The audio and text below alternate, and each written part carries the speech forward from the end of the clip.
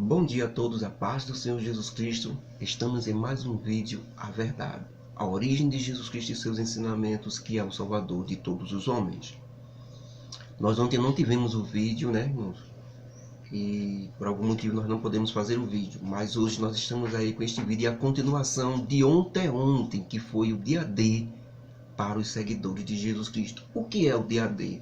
É o dia daquele confronto sério, em que Jesus Cristo chamou seus discípulos, chamou a multidão que estava seguindo ele. É como um pai chamando um filho, dizendo: olha, você está na minha casa, você vai seguir, as minhas regras são essas.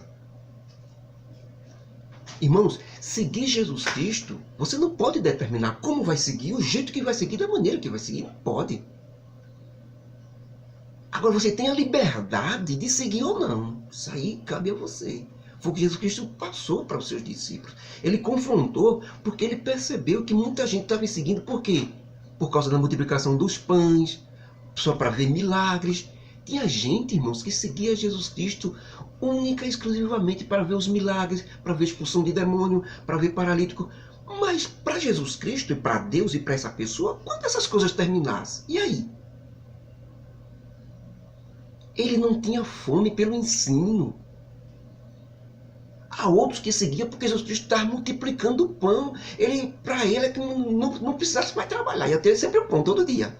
Ia ter roupa todo dia. Jesus Cristo condenou isso. Um deles que disse: eu vou te seguir para onde tu quiseres. Jesus Cristo disse: olha, filho do homem não tem onde reclinar a cabeça. Não pense que vai ter vida boa, não. Então, foi necessário Jesus Cristo dizer isso, para que muitos tivessem a consciência de que, veja, quem quiser vir após mim, negue-se a si mesmo, tome a sua cruz e siga-me. Em outras palavras traduzido, olha, não impeço que ninguém venha me seguir. Agora tem uma coisa, se vir me seguir, tem que entrar nas regras. É simples. E essa regra, irmão, acaba com tudo. Negue-se a si mesmo. O que quer dizer negar-se a si mesmo? Seus sonhos, seus desejos, suas vontades, seu achar, seu pensar, seu modo de justiça, que a gente tem tudo isso, viu? Todos nós, independente, tem tudo isso. Nós temos sensos de justiça. Nós achamos que é desse jeito. Nós precisamos entender. Às vezes a gente tenta até ajudar Jesus Cristo. Jesus Cristo ensina um negócio, a gente acha duro demais. Aí não, tem que amenizar mais. Como se a gente tivesse essa condição. A gente se acha, mesmo sendo pós-cinza, que não presta para nada. Tem momentos que a gente ainda se acha que pode dizer alguma coisa. Não. A partir do momento que você segue Jesus Cristo, acaba todo o seu senso de justiça. Não pense que é como você quer, não.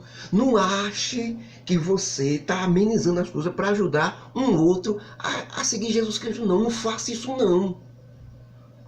Não coloque para outra pessoa pegar o ensino de Jesus Cristo. Esse, por exemplo, negue-se a si mesmo, mas você quer ajudar outra pessoa, você começa a amenizar esse ensino, começa a dizer: não, mas não é isso tudo, não. É assim, você seguir a ele com amor e dedicação, você segue a ele. Ó, e tenha seu coração com amor a ele e se segue. Não é assim, não. Não faça isso, não, porque você está pecando e está induzindo outro ao pecado. Mostre a ele o que Jesus ensinou. Você tem a obrigação de mostrar a ele o que Jesus ensinou, não o que você pensa. Por isso que Jesus Cristo disse isso aos discípulos. Porque os discípulos ensinam outro modo deles. Não. Negue-se a si mesmo. Acabou sua vontade. Acabou o seu ensino. Agora é o meu ensino, disse Jesus Cristo. Agora é a minha vontade. É o meu jeito. É dessa maneira. Para poder me seguir, se dá bem. Agora, pode seguir de todo jeito. Observe que a recomendação não é para aqueles que não quiserem negar-se a si mesmo. Ele não pode continuar seguindo Jesus. Não. A ordem não foi essa. Jesus está dizendo que os verdadeiros vão negar-se a si mesmo. Tomar a sua cruz e segui-lo. Tomar a cruz é justamente isso. Não vai ter paz nem bem bom, não, viu? Quem estiver vivendo seguindo Jesus Cristo aí, com tudo de bom, tudo dando certo, examine direito a sua vida, veja se está no evangelho de Jesus, no verdadeiro. Porque no verdadeiro não tem paz, não. Nesse mundo, não. Não pode, é incompreensível. Você ter paz nesse mundo seguindo Jesus Cristo, não pode. Um mundo de mentira, de confusão, de traição, de condenação, de morte, de inveja, maledicência, pecado, nojeira, tudo quanto não presta, e você está se dando bem nesse mundo, tem alguma coisa errada. Por que foi que mataram Jesus Cristo? Por que foi que Jesus Cristo negou tudo?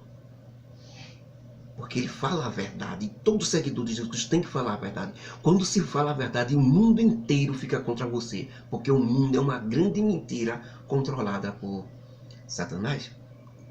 O mundo dorme com o maligno, disse o próprio Jesus Cristo. Se o mundo, irmão, a terra, as árvores, as pedras, claro que não. É o mundo social, é os homens, os governos. Dorme com o maligno. Jesus Cristo não controla, Deus não controla esse mundo. É os homens, Deus deu aos homens o controle deste mundo, as nações, as rédeas das nações, é pelos homens. E os homens, quem é que controla? Satanás. Os homens não querem deixar Deus controlar. Então, a igreja é o único organismo vivo na Terra que é controlado por Deus. A igreja. O que é a igreja? Os verdadeiros seguidores de Jesus Cristo. Não tem nome. Igreja fulano de tal, igreja ciclano de tal, igreja evangélica tal, igreja católica, igreja ortodoxa grega, religião tal. Tudo é religião. Nenhuma é igreja do Senhor Jesus Cristo. Agora, os que pegam os ensinos de Jesus Cristo, aceita Ele como Salvador e decide estudar e aplicar esses ensinos de Jesus Cristo na sua vida, é a igreja do Senhor. Nós já aprendemos isso, que é a casa de Deus e a igreja do Senhor Jesus Cristo. Então, irmão, foi culminante, muito bonito este evangelho. E cada um de nós, eu estou me confrontando até hoje sobre as minhas vontades e a vontade de Deus. E você devia fazer o mesmo também. Então, depois disso, irmão, desses ensinos maravilhoso do Senhor Jesus Cristo sobre negar-se a si mesmo e o seguir, depois de mais ou menos uns 6 a 8 dias, logo no finalzinho ali também desses ensinos sobre seguir a Jesus Cristo, negar-se a si mesmo, Jesus disse: olha, tem mais uma coisa, há alguns de vocês que não provarão a morte sem antes ver o reino dos céus. Porque primeiro Jesus Cristo confronta, ele diz: olha, negue-se a si mesmo, tome a sua cruz e siga-me. O que é isso, negar-se a si mesmo? É receber o reino dos céus. Agora ele vai mostrar um pouquinho do reino dos céus, só um gostinho do reino dos céus, nós vamos aprender. Para você ver que é muito diferente do reino aqui na terra, do bem bom aqui da terra, dos prazeres que o dinheiro pode lhe dar, que o ouro pode lhe dar aqui na terra. Você vai sentir um gostinho do espiritual, do que Deus pode lhe dar. E que você vai notar agora, através desse estudo de Jesus Cristo, saber que é muito maior do que o dinheiro pode lhe dar, do que o prazer dessa terra pode lhe dar. Veja se não é maior. Então Jesus Cristo disse aos seus discípulos: olha, tem alguns aqui de vocês que não provarão a morte sem antes ver o reino dos céus. Então, de 6 a 8 dias mais ou menos, Jesus Cristo chama Tiago, Pedro e João, esses 3, dos 12 discípulos. E da multidão que seguia, ele tira esses 3 e sobe a um monte para orar. O estudo que Jesus Cristo dá agora, irmãos, é o estudo sobre a transfiguração. O que é a transfiguração? É um gostinho do que é espiritual e do que vai ser a vida do seguidor de Jesus Cristo depois que ele sair desse mundo e ir para Deus. Um gostinho apenas. Os discípulos vão ver e vão sentir apenas um gostinho. Eles não vão estar dentro, sentir mesmo. Somente a presença eles vão sentir. Então Jesus Cristo sobe com esses 3 até o monte e lá se ajoelha para orar. Só que neste momento, irmãos, o rosto de Jesus Cristo brilhou tanto que parecia o sol. Chama-se transfiguração. Jesus Cristo agora vai mostrar a esses 3 discípulos, Pedro, Tiago e João, como é na realidade ele. Que ele está naquele corpo humano. Mas agora ele abre. E o rosto dele brilha para os discípulos ali, brilha como se fosse o sol. E os seus vestidos, que era chamada a túnica naquele tempo, semelhante ao vestido da mulher hoje, a túnica, todos os homens usavam, não existia a calça, então era a túnica. Brilhou como a neve. Neste momento, aparecem Moisés e Elias. Como é que Pedro sabia que era Moisés e Elias? Eu não sei. Pedro nunca tinha visto Moisés. Pedro nunca tinha visto Elias. Morreram muitos anos antes de Pedro. Mas o escritor dos evangelhos diz que era Moisés e Elias. Então, quando esses dois aparecem, começa a conversar sobre Jesus Cristo. Sobre o quê? Sobre a ida de Jesus Cristo a Jerusalém. Sobre sua crucificação, seu sofrimento, sua paixão e morte e ressurreição. Neste momento, Pedro, Tiago e João, completamente admirados e deslumbrados com aquela cena, com aquela visão, era um gostinho do reino dos céus. O ambiente de paz pairou naquele monte, tudo era tranquilidade, era como se fosse o paraíso. Eles se sentiram na névoa do paraíso, eles se sentiram, tudo sumiu, todos os problemas, dificuldades, toda aquela fraqueza humana do seu corpo sumiu. É como se eles estivessem no ar, vivendo. Você estivesse totalmente em êxtase de prazer e tranquilidade. Tão grande, era tão grande, irmãos, mas tão grande esse prazer, que dava vontade de não sair dali de jeito nenhum.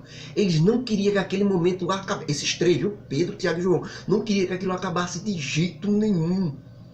O gozo, quando eles sentiram aquilo, um pouco do céu, eles viram que era muito melhor, que não se comparava ao ouro, ao imperador do mundo que tivesse todo o ouro ao seu redor, mas cheio de pecado, de nojeira por dentro e por fora todo o ouro, toda a comida que ele quisesse, por dentro pecado, nojeira. Eles ali estavam sentindo a paz espiritual, superior ao ouro, superior à prata, nada era igual àquilo.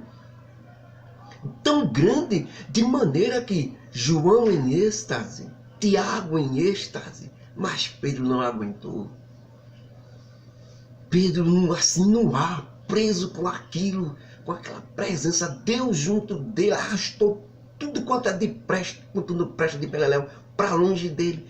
Ele se sentiu que não aguentou e ele falou para Jesus Cristo, delirando, a Bíblia diz, delirando, ele falou para Jesus Cristo, Senhor, é muito bom estarmos aqui, vendo e sentindo todo este prazer.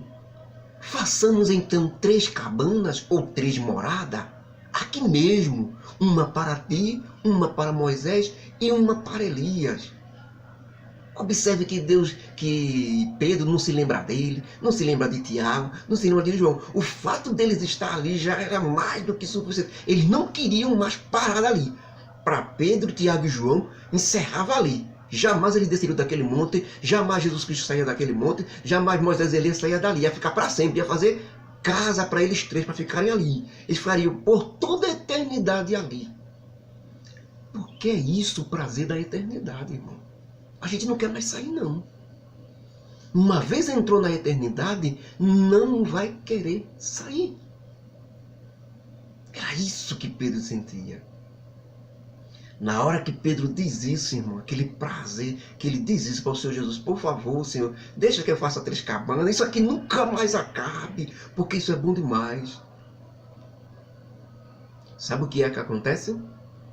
Uma nuvem desce do céu entre Jesus Cristo, Moisés e Elias, a nuvem fica no meio. E Pedro, Tiago e João já não vê mais os 3, só a nuvem no meio. De dentro da nuvem sai uma voz poderosa, grande, que diz, este é meu filho amado, em quem eu tenho prazer, obedeçam a ele. Quando os 3 que estão em prazer, em êxtase, escutam esta voz poderosa, eles caem no chão. A voz derruba eles. Quando a voz derruba eles, que eles estão inconsciente no chão, aí chega Jesus Cristo e toca neles e diz, levantai-vos e não tenhas medo. Quando eles olham agora, já não está mais Elias, já não está Moisés, Jesus Cristo já voltou ao normal, o corpo dele normal, a transfiguração já parou, a nuvem sumiu, só está Jesus Cristo na frente dele. Levantai-vos e não tenhas medo, porque eles tiveram medo. A voz era muito poderosa, a voz era a voz de Deus. O homem cai, porque ele não aguenta.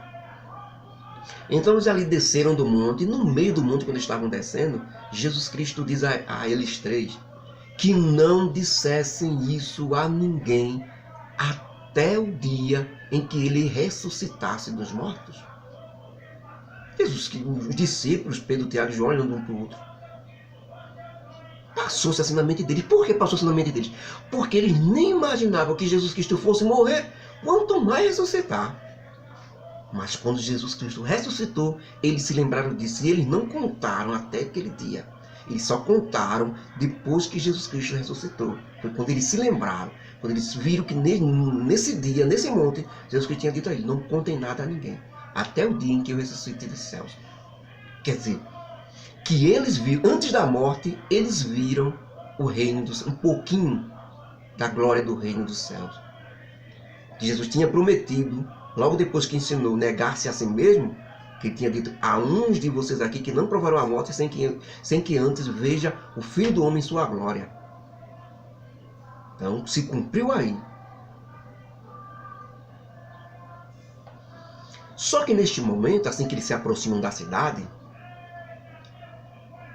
os discípulos aproveitam o momento em que ele diz isso para não contar nada a ninguém e diz a ele: mestre Jesus Cristo, os escribas, fariseus, líderes religiosos dizem que Elias tem que vir primeiro antes do Messias aparecer, é verdade? Jesus Cristo responde e diz: é verdade sim, está escrito no livro do profeta Malaquias que Deus enviará seu anjo em forma de espírito de Elias. Mas não é Elias, é alguém com a mesma personalidade e espírito de Elias. E esse será chamado de anjo que preparará o caminho para a chegada do Messias. Portanto, é um homem com o mesmo espírito, vigor e força de Elias, com voz forte e de grande verdade.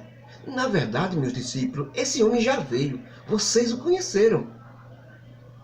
Mas eles, os religiosos que dizem isso, o maltrataram e fizeram tudo o que queriam com ele.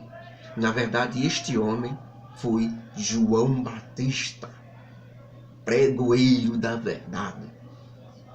Foi ele que preparou o caminho para mim. Ele foi o anjo do Senhor que preparou o caminho para que eu fosse manifestado a Israel. Que Deus nos ajude, irmãos, que a graça do Senhor Jesus Cristo, o amor deste Deus tão grande e essas santas consolações do Espírito Santo que nos ajuda todo dia estejam conosco, convosco, com todos nós, em nome do Senhor Jesus Cristo. Que Deus nos abençoe e nos ajude, que façamos como Pedro, que através do Espírito Santo na nossa vida nós sintamos também este gostinho, um pouco do gostinho do céu, e juntamente com Pedro desejemos jamais parar com isso, jamais sair do monte, assim espiritualmente falando, jamais deixar que o Espírito Santo saia de dentro de você. Você sinta a voz de Deus, você siga esse caminho de não negar os evangelhos, os ensinos dele, de negar a você mesmo, seu desejo, sua vontade, não seguir com sua justiça, não seguir com seu modo de pensar, mas deixar que o Espírito Santo coloque na sua mente. Jesus Cristo disse que o Espírito Santo vos ensinará tudo, e ele estará convosco, dentro de vocês. É a casa de Deus, somos nós. Precisamos abrir cada vez mais para este Espírito Santo trabalhar nas nossas vidas e podermos seguir o Evangelho em espírito e em verdade como casa de Deus. Que Deus nos abençoe em nome de Jesus Cristo. Amém.